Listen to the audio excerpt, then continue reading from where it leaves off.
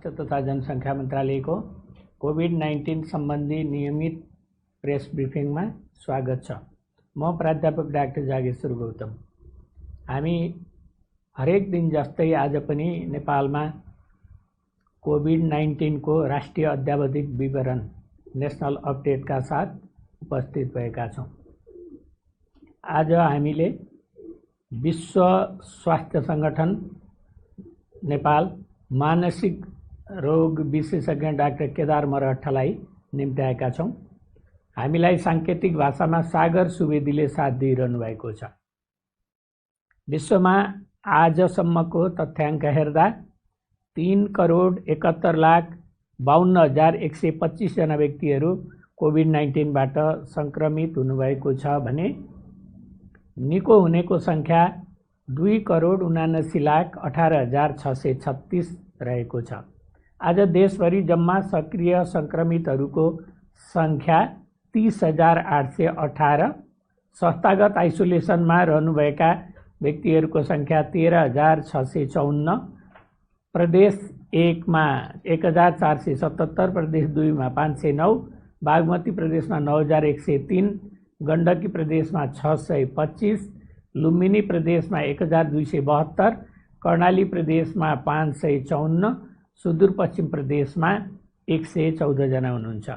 यसैगरी होम आइसोलेसनमा रहनुभएको सङ्ख्या प्रदेश 1 मा 2,164, प्रदेश 2 मा 579, बागमती प्रदेशमा 11,206, गण्डकी प्रदेशमा 580, लुम्बिनी प्रदेशमा 1,584, कर्णाली प्रदेशमा 411, सुदूरपश्चिम प्रदेशमा 640 जना गरी जम्मा 17,164।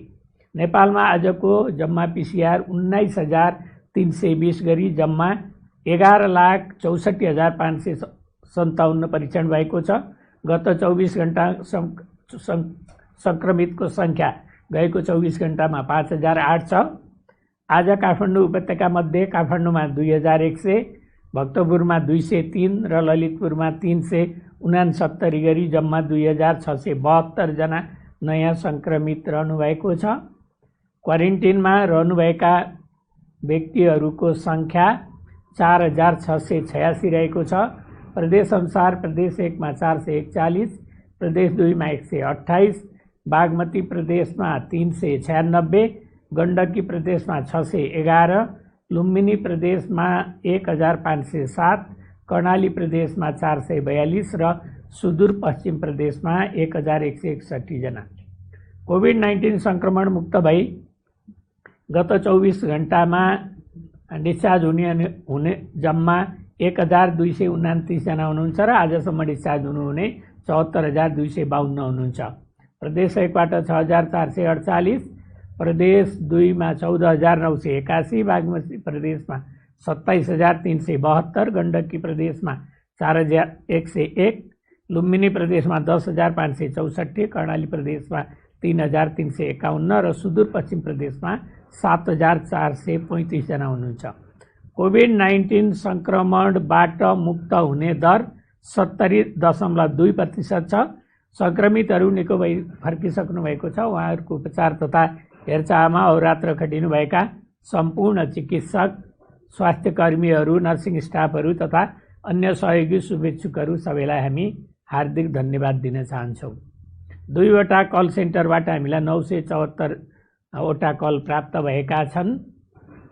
आइसियुमा उपचाररत बिरामीको सङ्ख्या प्रदेशअनुसार प्रदेश 1 मा 30 जना, प्रदेश 2 मा 20 जना, बागमती प्रदेशमा 196 जना, गण्डकी प्रदेशमा 6 जना, लुम्बिनी प्रदेशमा 51 जना, कर्णाली प्रदेशमा 17 जना, सुदूरपश्चिम प्रदेशमा 1 गरी जम्मा 321 जना हुनुहुन्छ। भेन्टिलेटरमा उपचाररत सङ्ख्या प्रदेशअनुसार प्रदेश 1 मा 11, प्रदेश 2 मा 2, बागमती प्रदेशमा 57, लुम्बिनी प्रदेशमा 7 गरी जम्मा 77 जना हुनुहुन्छ। 500 भन्दा बढी सक्रिय सङ्क्रमित सङ्ख्या रहेको जिल्लाहरू मोरङ, सुनसरी, बाँके, सुर्खेत, ललितपुर, काठमाडौँ, चितवन, भक्तपुर र रूपन्देही रहेका छन् र शून्य सङ्क्रमित भएका जिल्ला चाहिँ मनाङ मुस्ताङ रहेका छन्। अब आज हामीले विज्ञलाई यहाँ बोलाएको छौँ र उहाँले आफ्नो कुराहरू राख्नुहुन्छ। आज मानसिक स्वास्थ्य दिवस। हरेक वर्ष अङ्ग्रेजी महिना अक्टोबर 10 तारिकका दिन यो दिवस मनाइन्छ। यो वर्ष सबैका लागि मानसिक स्वास्थ्य, पर्याप्त लगानी, व्यापक पहुँच, जसलाई पनि जहाँ पनि भन्ने नाराका साथ विश्वभरि मनाइँदैछ। यसै उपलक्ष्यमा मानसिक स्वास्थ्यको बारेमा केही सन्देश लिएर आएका छौँ। मानसिक स्वास्थ्यको एक अभिन्न अङ्ग हो। स्वस्थ रहन स्वस्थ शरीरको साथसाथै मन पनि स्वस्थ हुनु पर्दछ। वास्तवमा मानसिक स्वास्थ्य समस्या समाजमा धेरै हुने स्वास्थ्य समस्या मध्येको एक हो। यसले व्यक्तिको आफ्नो व्यक्तिगत स्वास्थ्यमा त प्रभाव पर्छ नै, व्यक्तिको जीवनयापनमा प्रभाव परी समाजको र देशको उत्पादकत्वमा नै ह्रास ल्याउँदछ। कहिलेकाहीँ मानसिक स्वास्थ्य समस्या मानिसको मृत्युको कारण पनि बन्न सक्दछ। जस्तै आत्महत्या गर्न प्रेरित गरेर, आफ्नो शारीरिक स्वास्थ्यको ख्याल राख्न उचित रूपमा ख्याल राख्न नसकेर आदि। यति हुँदाहुँदै पनि विभिन्न कारणहरूले गर्दा मानसिक स्वास्थ्य व्यक्तिको, समाजको तथा राज्यको प्राथमिकतामा पर्न सकेको छैन। एकातिर मानसिक स्वास्थ्य समस्याको लागि चाहिने स्वास्थ्य सेवा व्यापक रूपमा उपलब्ध छैन भने अर्कोतिर अज्ञानता, अन्धविश्वास, लालछना आदिका कारणले भएका सेवाहरू पनि राम्रोसँग उपयोग गरिएका छैनन्। यो कोरोना महामारीले त झन् बढी नकारात्मक प्रभाव पारिराखेको छ, जनजीवनमा तनाव बढाइदिएको छ भने अर्कोतिर भएका मानसिक स्वास्थ्यका सेवालाई पनि प्रभाव पारेको छ। त्यसकारण मानसिक स्वास्थ्य सेवामा पहुँच वृद्धि गर्न मानसिक स्वास्थ्यमा व्यापक लगानी बढाउनु पर्ने छ। यो लगानी हरेक व्यक्तिले आफ्नो आफ्नो ठाउँबाट पनि गर्नुपर्ने हुन्छ। जस्तै व्यक्तिगत रूपमा सबैले आफ्नो र आफ्नो परिवारको मानसिक स्वास्थ्यको ख्याल राखौँ। स्वस्थ खाना, पर्याप्त आराम, निन्द्रा, नियमित व्यायाम, सहयोगी भावना राख्ने गरौँ। दुःख परेको बेलामा साथीभाइलाई, सहकर्मीलाई, आफन्तको सहयोग लियौँ र अरूले सहयोग मागे पनि सहयोग गरौँ। तनाव कम गर्न विश्वासिलो व्यक्तिसँग आफ्ना भावनाहरू साटौँ र समस्यामा परेका कुरा सुनौँ र मद्दत गरौँ।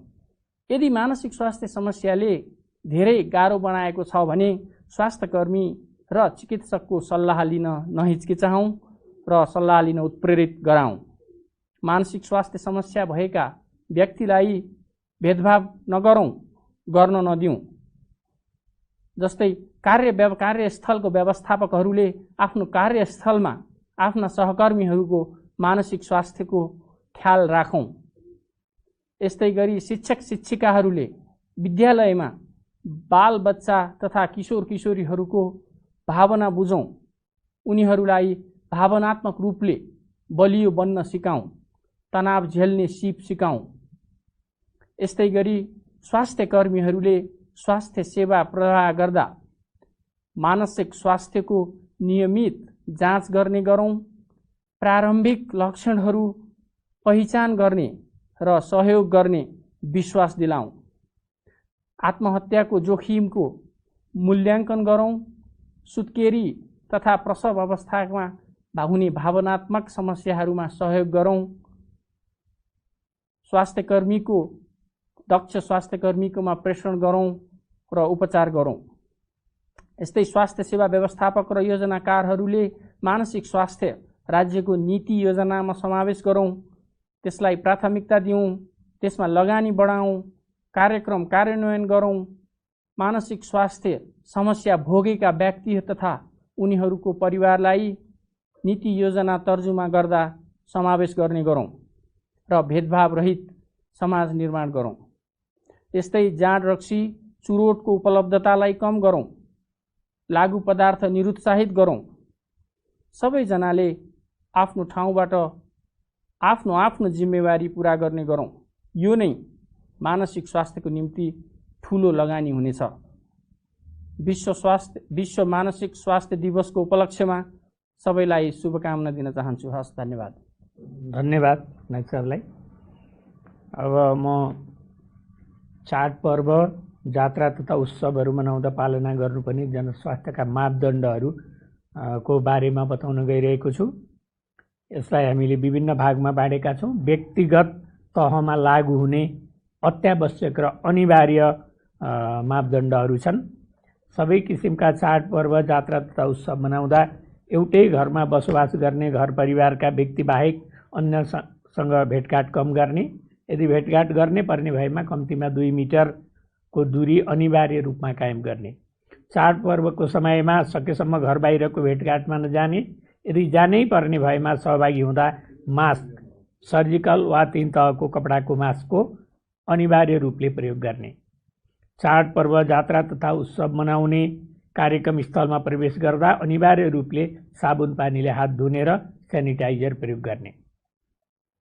अरू आधारभूत तहमा सबै लागू गर्नुपर्ने कुराहरू छन्, जस्तो धार्मिक स्थलमा हुने हरेक भेला कार्यक्रममा बढीमा 25 जना मात्रै भेला हुने व्यवस्था गर्ने, अभिवादन गर्दा भौतिक दूरी कायम गरी टाढैबाट नमस्कार वा अभिवादन गर्ने र अँगालो मार्ने वा शरीर छुने कुनै प्रकारको अभिवादन नगर्ने, सतहहरू, देवी देवताका मूर्तिहरू, धेरै व्यक्तिहरूले प्रयोगमा ल्याउन सक्ने सामग्रीहरू नछुने, नाक, आँखा, मुख सकेसम्म नछुने, यदि छुनै परेमा हात धोई वा हातमा सेनिटाइजर प्रयोग गरेर मात्र छुने, खोक्दा, हाच्छिउँ गर्दा रुमाल वा टिस्यु पेपरले मुख छोप्ने, उक्त सम्भव नभएमा कुइना दोब्र्याएर छोप्ने, सार्वजनिक स्थलमा जथाभावी नथुक्ने, सम्भव भए बमोजिम पैसाको कारोबार गर्दा विद्युतीय माध्यमबाट कारोबार गर्ने, देहायका उच्च जोखिम समूहमा पर्ने व्यक्तिहरूले घर परिवार बाहेक बाहिरका व्यक्तिहरू सहभागी हुने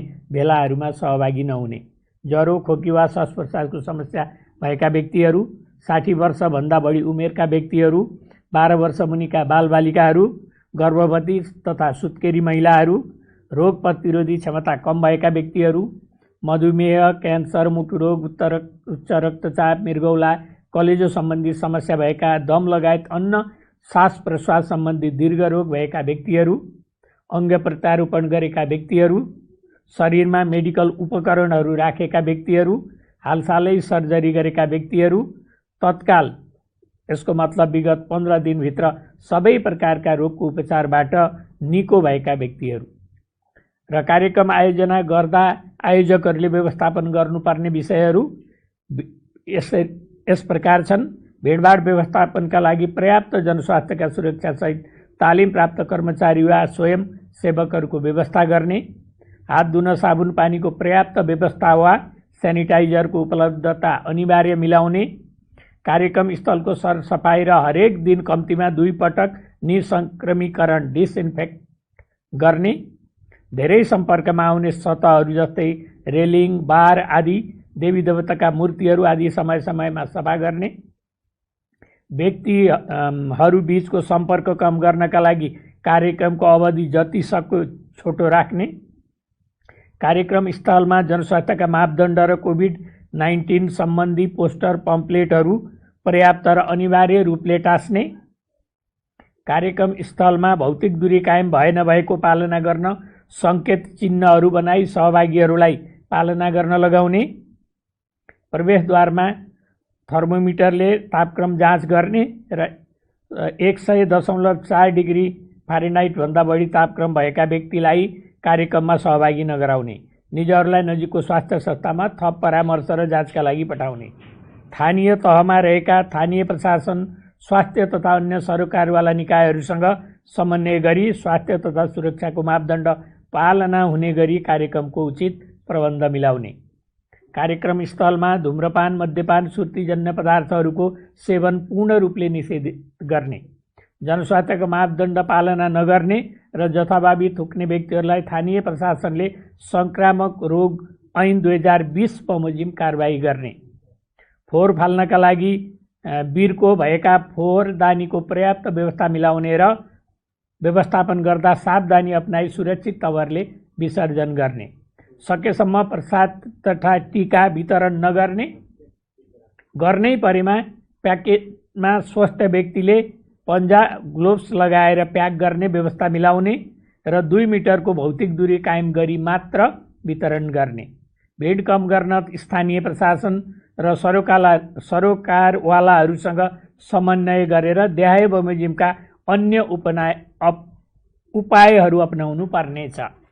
सहभागीको सङ्ख्या घटाउन विभिन्न रणनीतिक पहिचान गरी कार्यान्वयन गर्ने, जस्तै हरेक परिवारबाट 1 जना मात्रै सदस्य उपस्थित गराउने, प्रसाद वा अन्य फलफुलहरू निश्चित व्यक्तिहरूले घरमै गएर बाँड्ने व्यवस्था मिलाउने, नदी वा तलाउमा समूहमा नुहाउनको सट्टा अन्य वैकल्पिक व्यवस्था मिलाउने, सम्भव भएसम्म एका घरका परिवारका सदस्यहरू मात्रै बसी चाडबाड तथा पर्वहरू मनाउने। यी भए मापदण्डहरू, चाडपर्वमा अपनाउनु पर्ने मापदण्डहरू।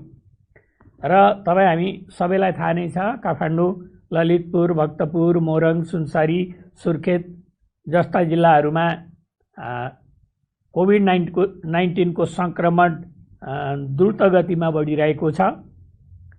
यसकारण काठमाडौँमा र काठमाडौँ जस्तै भिडभाड हुने सहरहरूमा किराना पसल, ठेला चलाउने व्यक्तिहरू, तरकारी पसल आदि ठाउँमा काम गर्ने व्यक्तिले अनिवार्य रूपले मास्क लगाउने, ओडाहरूले, क्लबहरूले पनि जनचेतना बढाउन माइकिङ गर्ने, बैंकहरूमा प्राइमरी कन्ट्याक्ट व्यक्तिहरूको टेस्ट नभएको भन्ने गुनासो आएको छ। यसको लागि नेपाल राष्ट्र बैंकलाई यो व्यवस्था मिलाउनका लागि अनुरोध गर्ने, काठमाडौँ उपत्यकामा सङ्क्रमित बढिरहेकोले संसदका विभिन्न समितिहरू, अदालतहरू, सरकारी कार्यालयमा जनस्वास्थ्यका मापदण्ड अवलम्बन गराउन सकभर मिटिङ, बैठक, तालिम, गोष्ठी नराख्न अनुरोध गर्ने, चाडपर्वका मापदण्ड अनिवार्य रूपले पालन गर्ने। यो गर्न हामी चाहिँ स्वास्थ्य तथा जनसङ्ख्या मन्त्रालय विनम्रतापूर्वक अनुरोध गर्दछ। हाम्रो लागि धेरै अप्ठ्यारो टाइम आएको छ। सङ्क्रमितहरूको सङ्ख्या धेरै बढेको छ। अस्पतालहरू, आइसोलेसन सेन्टरहरू झन्डै भरिएका छन्, खचाखच बिरामीहरू छन्। उहाँहरूको डिस्चार्ज हुने दर घटेको छ र सङ्क्रमित हुने बिरामीहरूको सङ्ख्या बढेको छ। यसले हामीलाई धेरै अप्ठ्यारो परिस्थितिमा पुर्याउँदैछ भन्ने आङ्कलन गर्न सकिन्छ। यसकारण सबै सुरक्षित हौँ, आफ्नो परिवार, इष्टमित्र सबैलाई हामी सुरक्षित बनाऊँ, यो अनुरोध गर्दै आजको यो कोभिड-19 सम्बन्धी राष्ट्रिय अद्यावधिक विवरण यहीँनिर सकिन्छ। यसका साथै हामीहरू यहाँबाट बिदा हुन्छौँ। धन्यवाद, नमस्कार।